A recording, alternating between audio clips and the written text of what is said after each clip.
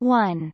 Dell VxRail Deploy 2023 D-VXR-DY-23 exam focuses on assessing your knowledge and skills related to implementing a basic VxRail cluster.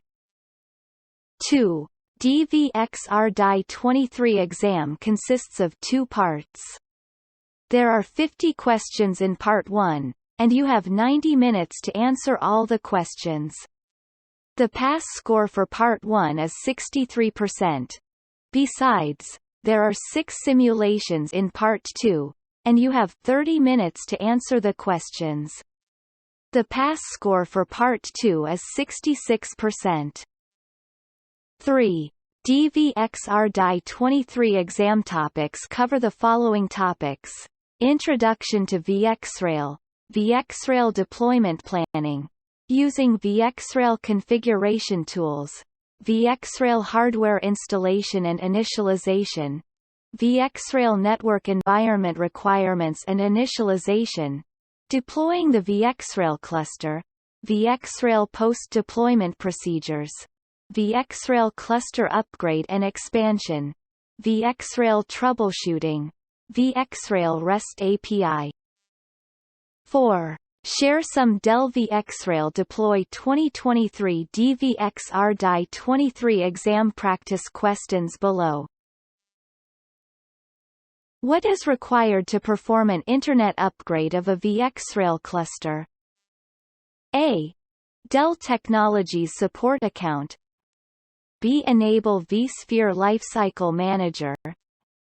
C. Dell Secure Remote Services. D. Download composite upgrade metadata.zip files. 5. What is a supported method for racking nodes for a new VxRail deployment? A. With server exhaust facing the cold aisle. B. Starting with node 1 in the first rack.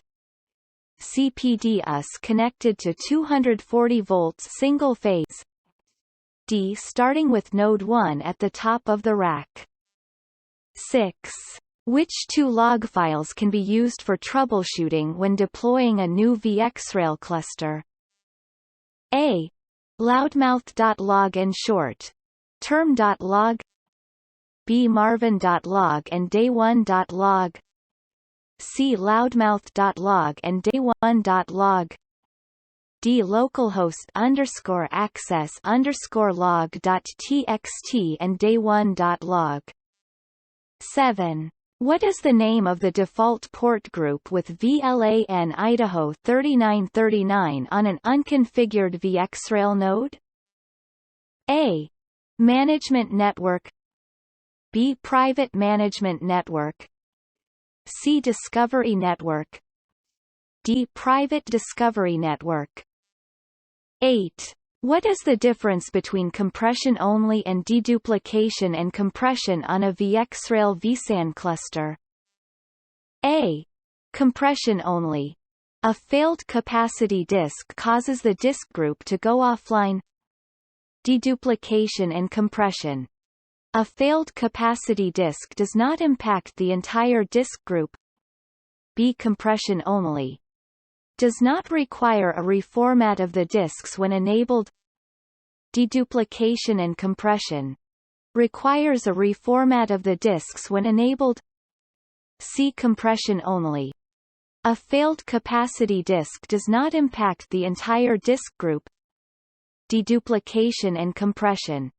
A failed capacity disk causes the disk group to go offline. Decompression only. Added capacity disk requires a disk group rebuild. Deduplication and compression. Added capacity disk does not require a disk group rebuild.